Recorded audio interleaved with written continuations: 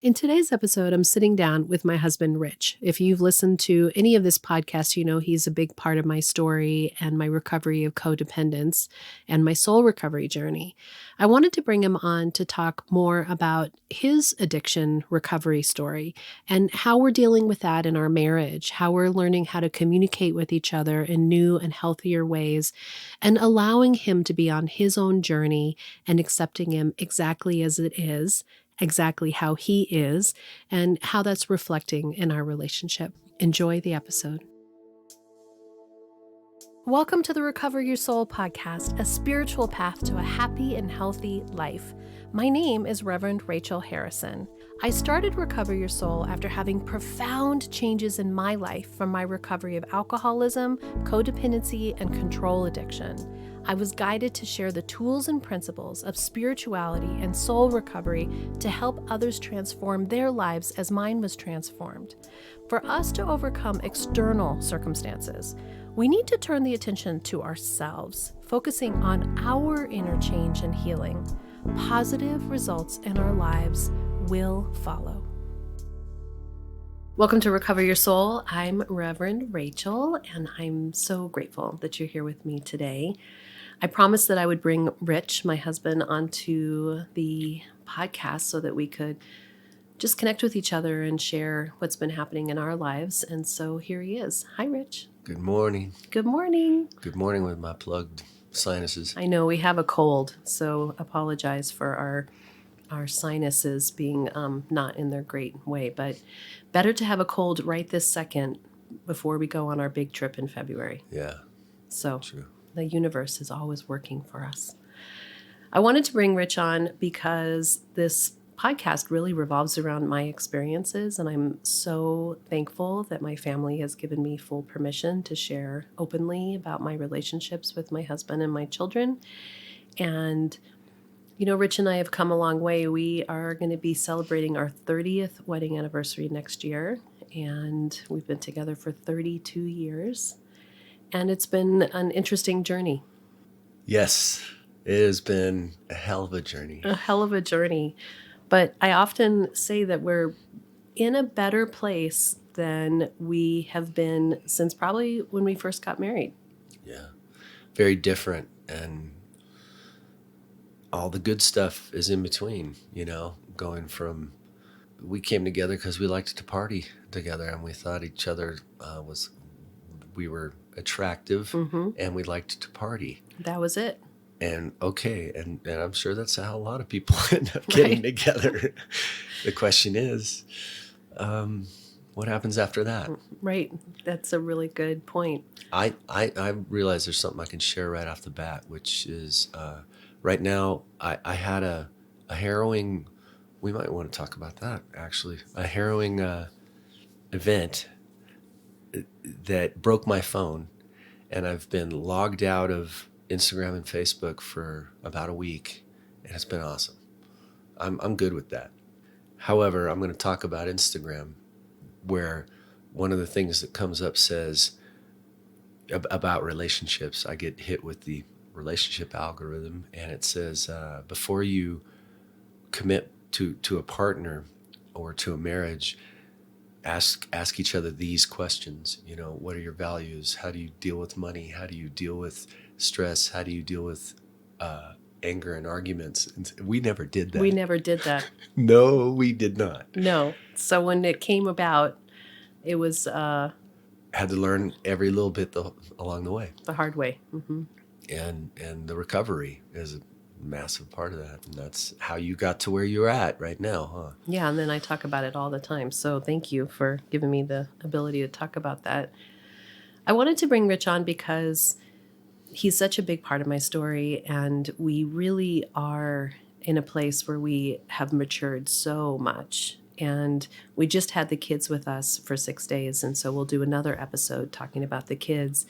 And I came downstairs last night and got all giddy and happy in this concept that it was just the two of us living in this house, and how simple our lives are with just us working on our own stuff, which is a lot of stuff. It's not like there's nothing to work on. We are constantly continuing to work on our spiritual journey together. And I recognize for everybody that's out there that the more you have on the outside, the more family members, the more job, the more life that you have, it can be harder and harder to turn within and come into your inner space where you're doing your own healing. And just to recognize that that's true. And that for Rich and I think that we're on a spiritual journey, but it looks different. And I've said this before, that his sobriety looks different than my sobriety. And last October, when we went to Mexico and we had the whole awareness that you were still drinking a little bit and you drank in Mexico. And for anybody who's just starting to listen, there's some episodes last October around him disclosing in Mexico that he was going to continue to drink. And it was kind of shocking, really. And us working that through. But each person's journey is their own journey. And I think one of the things that I am grateful for in soul recovery is that I've learned how to accept Rich in a way that allows him to be on his own path. And I put way more attention on my own healing and let him have his own experience. How has that felt for you in my working on myself? What does that feel like for you? Well, it's been amazing for me, and I think for both of us. And what it speaks to me is it's the codependent piece, that your sobriety is not literally reacted by my sobriety or my actions, and vice versa. That's been a massive shift in how you and I relate. And it's been so, I don't just want to say, oh, it's so much better. It's so much more deeply useful for both parties. Because, like you say, going back to Mexico, that hit you hard. And it hit me hard, just the phenomenon that I just couldn't keep myself from wanting to drink in Mexico. But there's a backstory to that. All the years I spent, which were the best years of my life, like a Bryan Adams song, those were the best years of my life, other than the ones with you, my darling. Oh, thank you. But the early ones was with my soulmate, my best friend, traveling through Baja surfing, and we drank the whole we drank the whole time.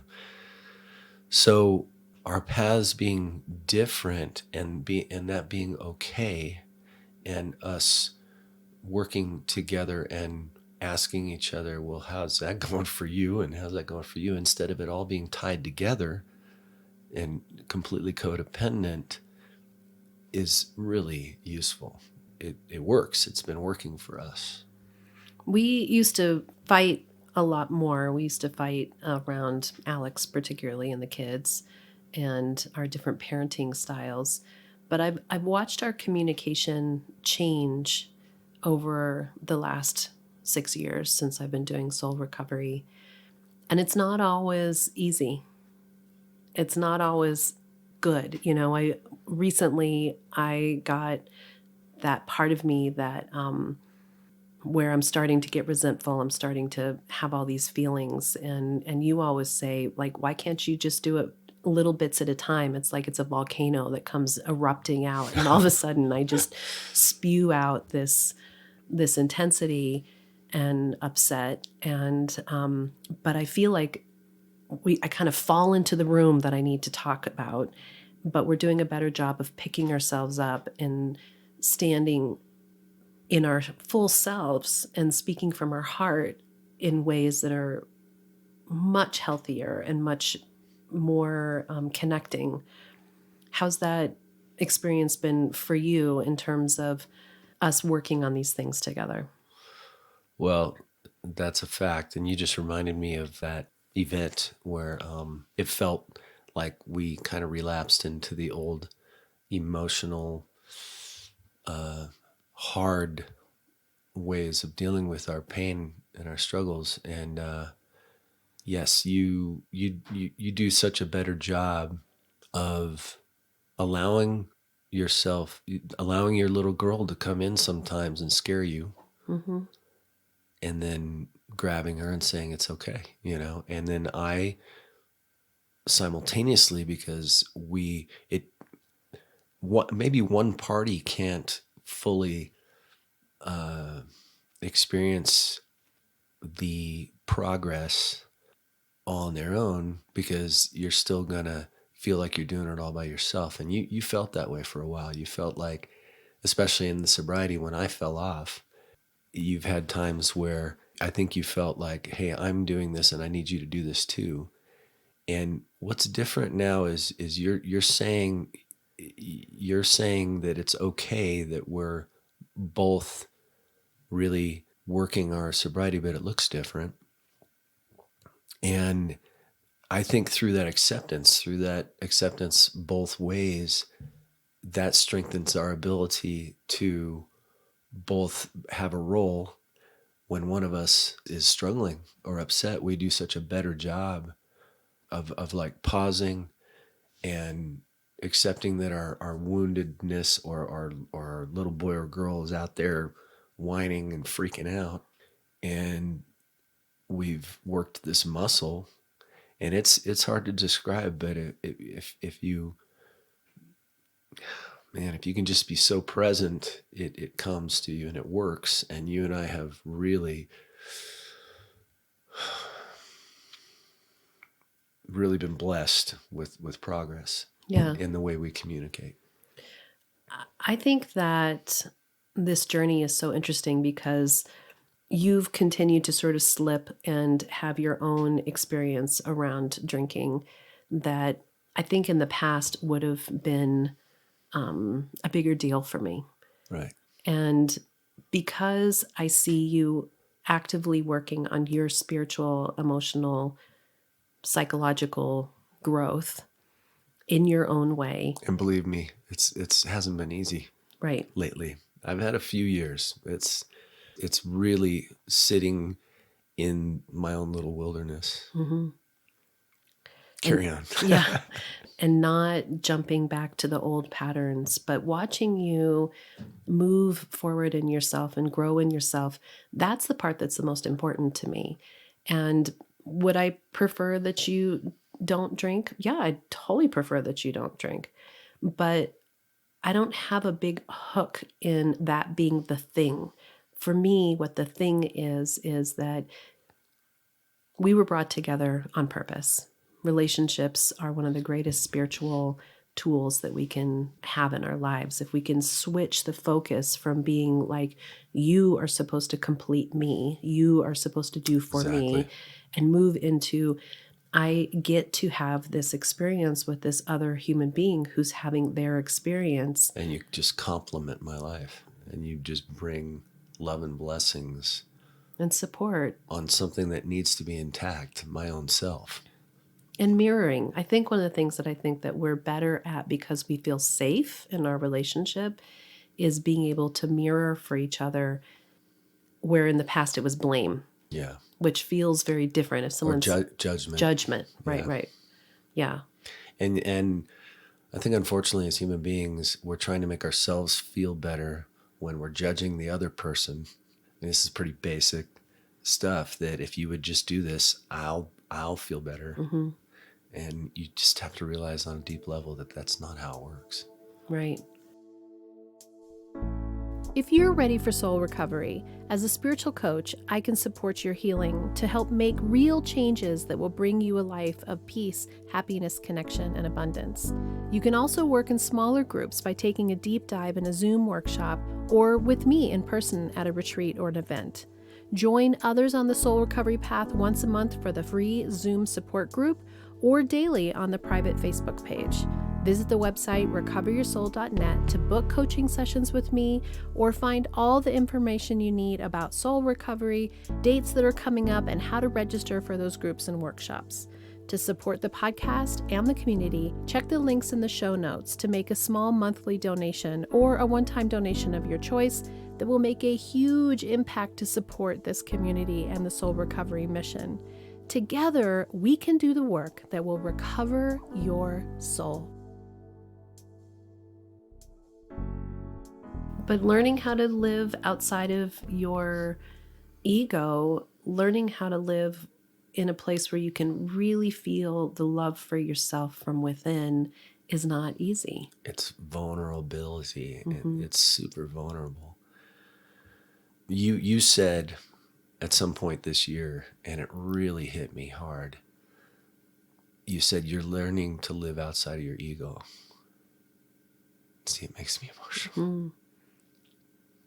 And when I said that, what I meant by that, I'll be interested to hear what your reflection of it is.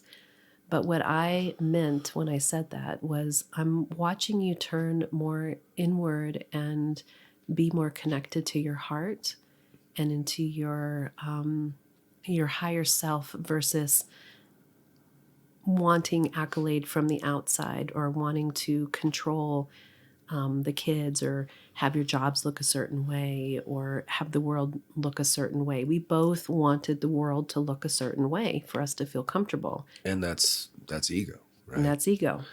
I'm always surprised at what triggers me and gets me emotional, but I do it every time I'm on with you. I think it's similar to our son Alex watching home movies of himself when he's 5 years old, and he just breaks down in tears. Mm-hmm. That's how I'm starting to feel about looking back on 45 years. It shows this part that I'm talking about, this vulnerable heart side of you that's really opening as I look over across the table and see you feeling your feelings. Well, sorry, I'm losing it over here, getting all emotional, but this year I've been bewildered by how my life has been so great and means so much to me. And I've had so many experiences like everybody does. But being sober, I'm looking back on 45 years of alcohol-induced, who knows, non-reality. I don't know. That's what it feels like now. It sounds crazy. I think it just brings up all the hard stuff. It brings up all of the fear and doubt and regret, all the hard stuff. Because my family, we all drank so much that I just wish I could go back and do it differently. I wish that there wasn't so many, many times that the alcohol ruined the situation or the event. It's so awesome to be living with you, just you and me, a small little peaceful home that we've built, where all of a sudden sometimes I feel like I'm on another planet. I'm in another universe. And it's so much better, but it's like we used to talk about it way, way back. You feel everything. Yeah. You feel everything right to the chest.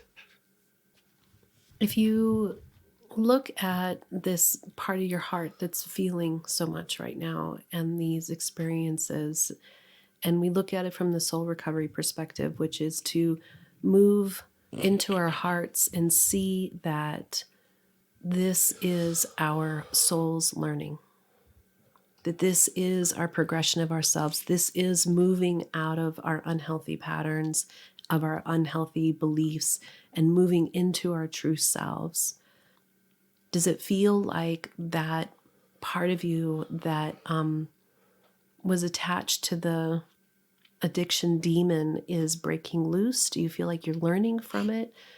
How does it feel like it's helping you on the soul recovery perspective?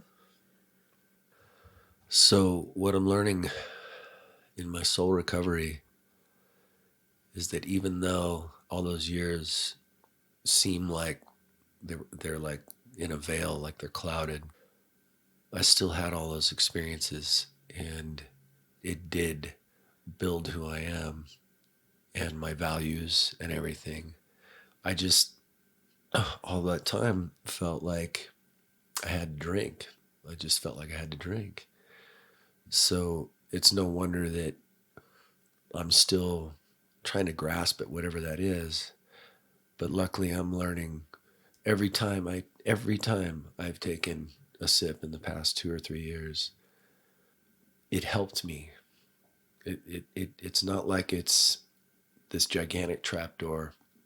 It, in my case, has helped me because I've actually, big help was being honest with you about it. Finally, I held it for a long time. It didn't feel like that long, but we've talked about that.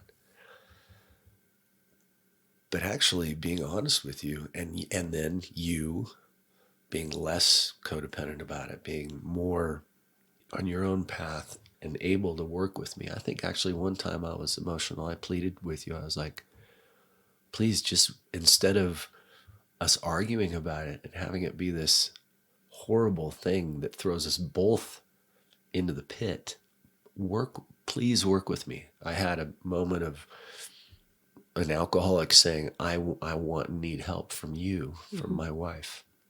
Work with me, please. I think that was a good moment for us. And we've done that ever since. And you've done that for me ever since.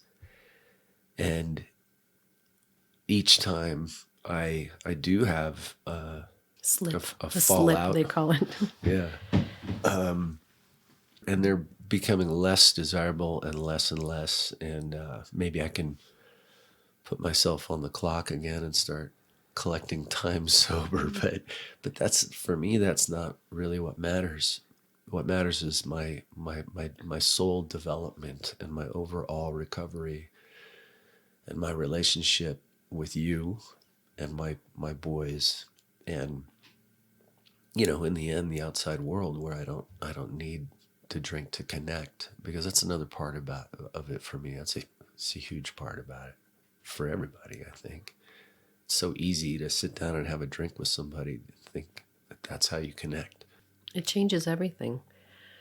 I appreciate that awareness. And I think that for us, I don't want to give you an ultimatum. And yet it's important also for me to say, if you were to drink more or have that become part of your life more, there's an honesty that it wouldn't work for me. That's true. It's a line that I don't want to cross. I have to make that choice. That's on me to make that choice. Because Right. see, what you didn't necessarily have in the past were clear boundaries. I think you had an ideal. We were both pretty idealistic, and this is what goes back to our earlier conversation: is if you're going to do this, it screws up my world. That outward reasons for why somebody's unhappy. But what you've done and what we've both done is just over the years gotten much clearer about our boundaries. And I love that you now have a boundary that I can put my finger on it somehow and decide from my responsibility to you and to myself that I don't want to. I choose not to cross that line because I want to be with you. And it's the same boundary in terms of if you didn't want to do any personal development. Maybe you didn't drink, but you really weren't expanding your heart or learning or growing. There's a place where it just doesn't align, and that probably wouldn't work for me either. And what I'm grateful for is that there is this desire for us to grow and do this together, especially because there's less pressure for it to look exactly the same. Yeah, and what that makes me think is the alcohol, the bottle, is the great swimming pool, the great ocean where you just jump in when you're not working, when you're not working on your spiritual development. You think you're being spiritually connected to the universe, but you're just jumping in where you don't have to do any work. I don't know. I hope that is relatable. Yeah.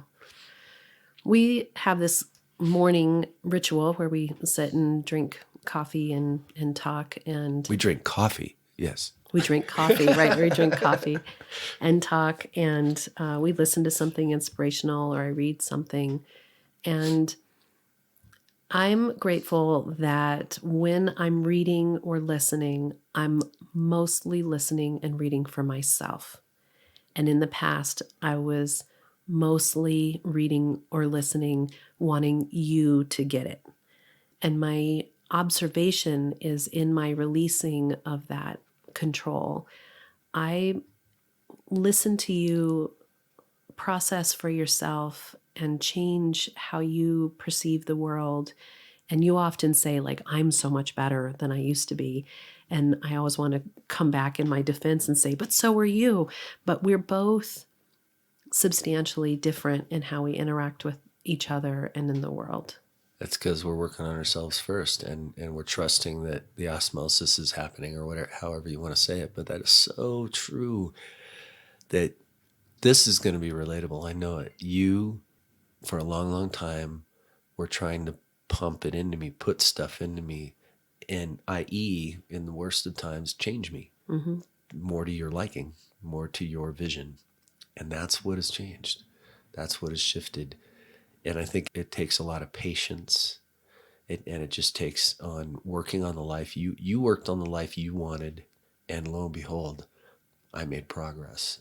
And without your forcing it, became something that you wanted to spend your life with. I agree. Yeah. What a beautiful place to end.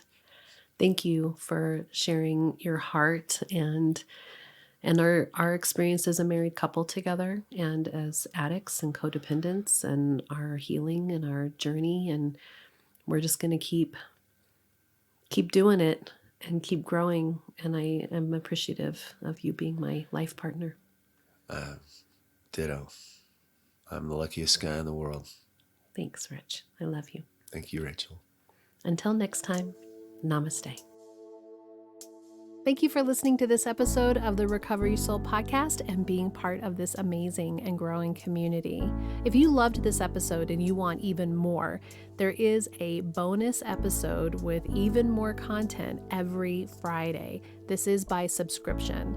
You can access that by being a Patreon member, and there's 3 tiers of giving of your choice, or an Apple Podcast subscriber.